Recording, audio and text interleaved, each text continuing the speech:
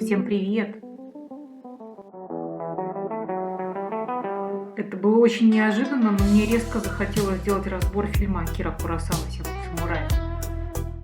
И если ты сюда попал, тебе точно это тоже будет интересно. Ну что я могу сказать? Давно хотела посмотреть этот фильм, в результате сделала это, наконец, 4 часа убила, в чем дело не поняла, бегают, стреляют, фильм закончился, но осадочек какой-то остался, и он никуда не делся на протяжении нескольких лет, пока его не проработала. Не рассмотрела под лупой и обнаружила там клад. То, что я обнаружила, это даже слишком много для одного фильма. Итак, обо всем по порядку. Итак, напоминаю сюжет, который все знают: средневековая Япония, всегда ситуация так себе. Крестьянам горя мало, они себе сеют рис, собирают урожай, но тут появляются бандиты, которые хотят у них же урожай-то отобрать. И крестьяне нанимают самураев, голодных самураев, оставшихся неудел, с оплатой за низкую риса в день, для того, чтобы они защитили от самураев, от бандитов, проявляя чудеса доблести и героизма.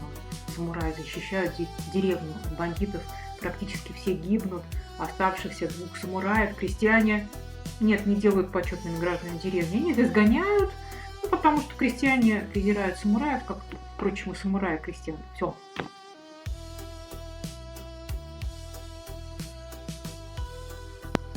Ни для кого не новость, что фильм многословен. Это и исторический фильм, и драма, и детектив, и отличная игра актеров с интересными костюмами и техникой. Но есть еще главный скрытый слой, на мой взгляд, который делает этот фильм столь притягательным и заставляет людей смотреть этот фильм снова и снова много лет. Это просто дело в том, что мы самураи. Вообще, профессия самурая – это профессионализм, доведенный до магии. Это не только техника, это образ жизни, это практически религия. И, конечно, как любой высокий профессионализм, после того, как ты в него вложился, он, конечно, должен дать человеку высокий социальный статус на всю жизнь. Но вдруг что-то происходит в обществе, и твои услуги вообще никому не нужны, и ты готов рисковать свою жизнь за тарелку риса. Но самурай на то и самурай, что он выполняет свой долг за тарелку риса абсолютно столь же доблестно, как выполнял бы его за целых 150 килограмм риса в год. Ну, это то, что обычно полагалось самураю в те времена за его службу. Давайте-ка посмотрим не на Японию в средние века, а на наше время и посмотрим вокруг себя. Ну, например, 90-е годы. Инженеры мирового уровня, элита, можно сказать, которые вдруг оказались никому не нужны, но они не предали свою профессию. Да и зачем ходить в 90-е годы сейчас? Учителя, врачи, которые учатся с детства, можно сказать, вкладываются в свою профессию, а потом работают за копейки. И, например, врачи, которые целый день работают врачом, а по вечерам подрабатывают курьером, чтобы как-то прожить. Ожидают ли они благодарности от своих клиентов? Или с ними люди обходятся так же, как крестьяне обошлись с самураями?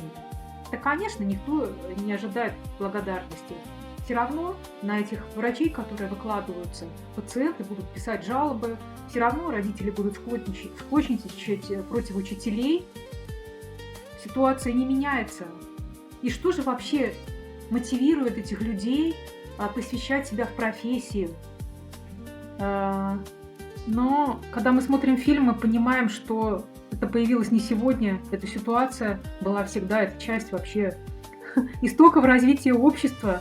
Если бы учителя и врачи сегодня не жертвовали собой фактически и не делали то, что они делают, то невежество в лице как бандиты когда-то разорили бы деревню, и некому бы стало выращивать рис, а благодаря этим людям общество живет. Или вот на подходе новое испытание, искусственный интеллект, И скоро многие люди почувствуют себя в роли самураев. И я тут даже не буду разбирать, как они могут обходиться с этой ситуацией. Ну, например, программисты элита нашего времени, чем не самураи. Они ничего делать больше не умеют, и у них, в общем-то, весь образ жизни подчинен вот этой вот работе, которая для них является образом жизни и фактически религией. Ну, подумаем, посмотрим. Ну, в общем, что мы видим в целом? Что, конечно, люди посвящают себя профессии, пытаясь найти какую-то опору в жизни, но она им не дает опоры. Но значит ли это, что бессмысленно посвящать себя профессии? Конечно, нет. Конечно, нет. Поскольку наше общество живет и развивается только благодаря во многом профессионализму и самоотверженности людей. И сложно вообще сказать, на самом деле это их личный выбор, либо это их предназначение свыше. Так же, как мы видим в фильме в случае с самураями. И зритель это просто чувствует. Он чувствует это не умом, он это чувствует сердцем и сопереживает героям фильма где-то на уровне этих переживаний, узнавая себя.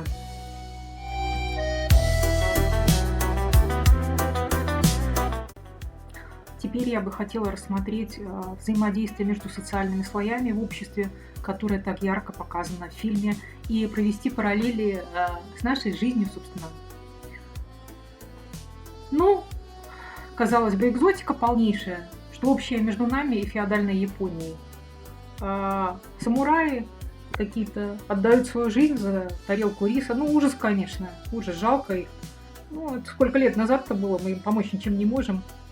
А мы, собственно говоря, просто ходим в офис и отдаем по 40-60 часов своей жизни еженедельно, просто порциями. Ну, в итоге жизни оказывается, что за ту же еду. Ну, просто это все немного по-другому выглядит.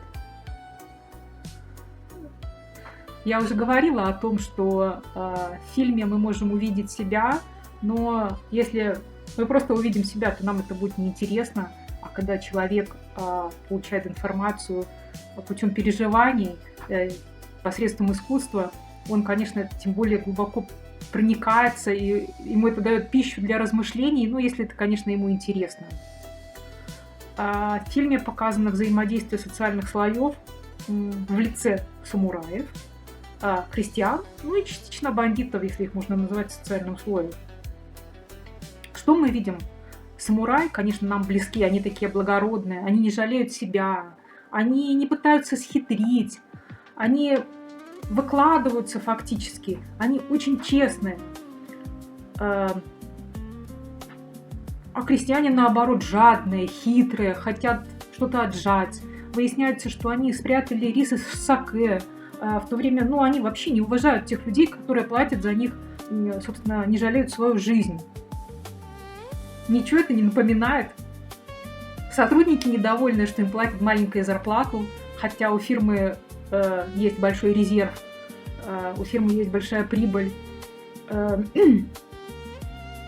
Ну и фирма, которая, собственно говоря, всячески пытается обойти сотрудника, заплатить меньше и взять больше. Но с другой стороны, давайте посмотрим с точки зрения крестьян на эту ситуацию. Да, они припрятали рис, но им нужно думать о посевном фонде, им нужно думать, что будет, если будет не урожай, чем питаться. Им нужно думать, как нанять еще одних самураев, если придут еще одни бандиты. Вот вам, пожалуйста, взаимодействие в обществе между нанимателем и, собственно говоря, наемными работниками. Как бы не было прискорбно.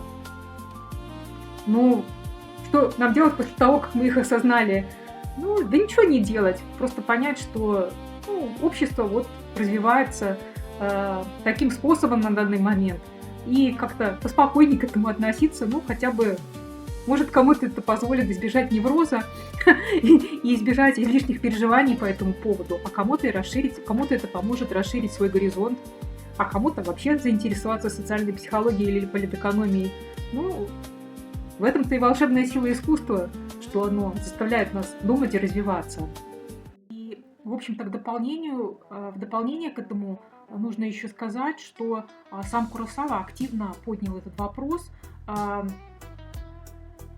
когда по ходу фильма выясняется, что самураи тоже не столь белые и пушистые.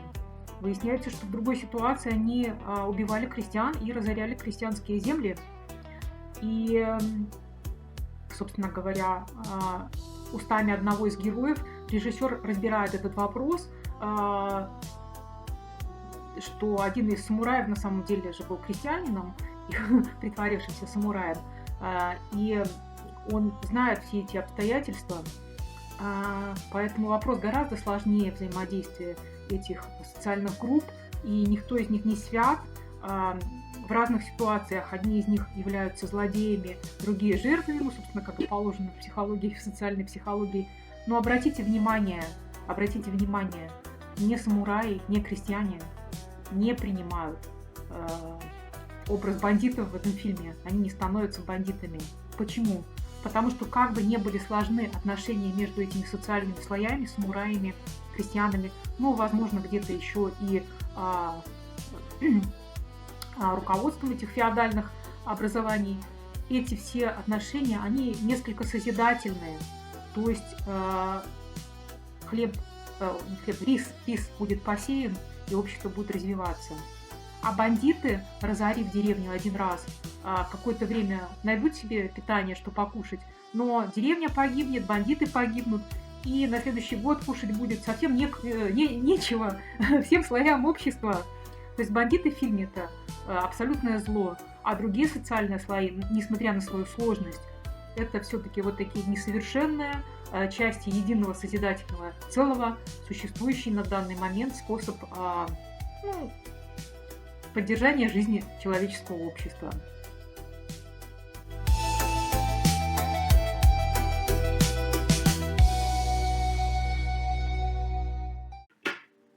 Давайте-ка мы с вами рассмотрим вопрос взаимной неприязни крестьян и самураев. Ну, ясно, что у них там всякие там терки были, но тем не менее, они же жить друг без друга не могут. Ну, также они друг друга и не выносят. Как так? Ну, они вообще за людей друг друга не считают, не уважают фактически. Вот апогеем этой ситуации стала любовь к отцу Сиро Исина, могу неправильно называть. То есть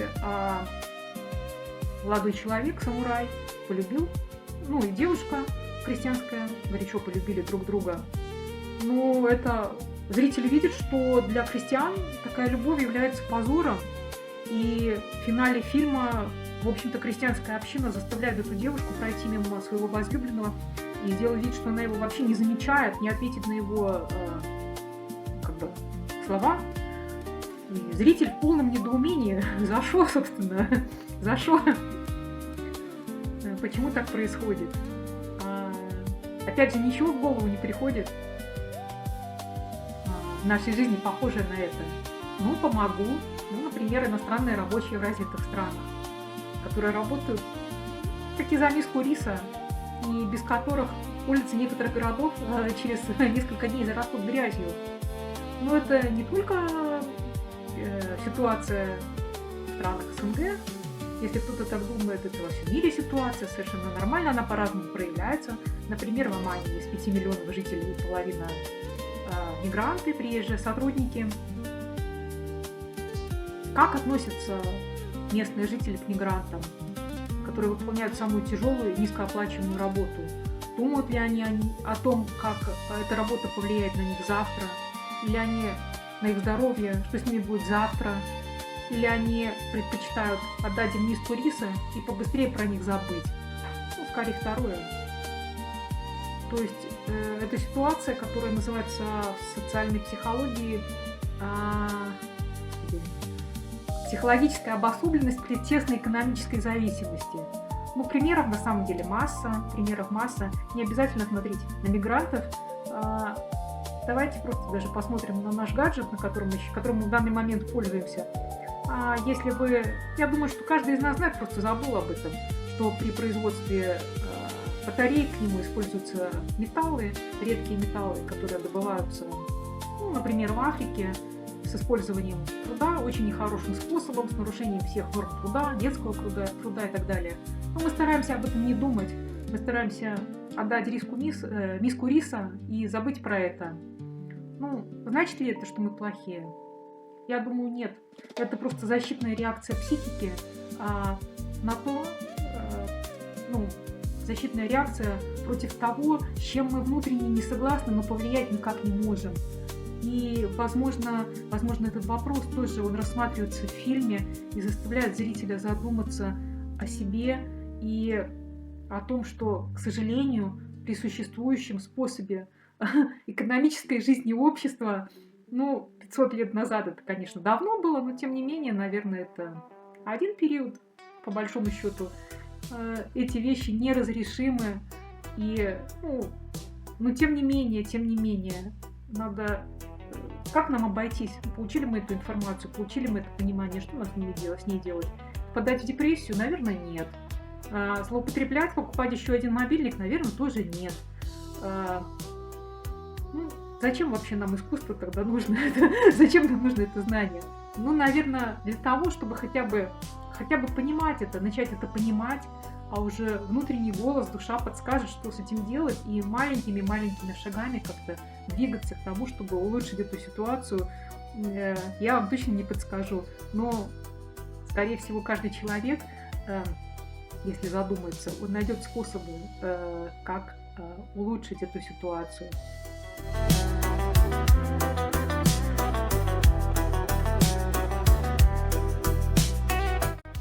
И, наконец, центральная тема фильма «Поиск жизненной опоры». Почему ее можно считать центральной темой? Потому что для нее, как мы делали раньше, не приходится копаться и смотреть под микроскопом. Эта тема, собственно, заявлена самим режиссером, поскольку, это, собственно, явно.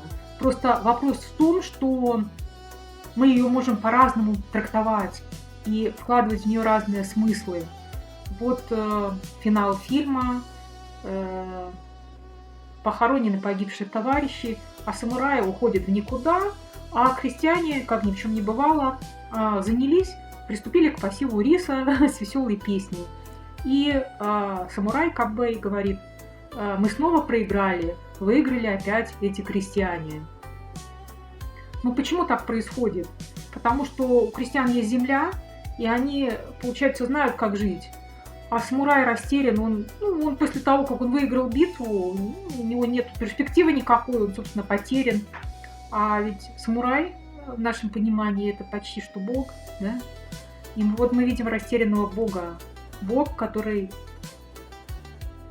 говорит прямо сам, что он не знает, в чем его смысл жизни. А растерянный бог – это очень сильное зрелище, которое не может не тронуть до глубины души.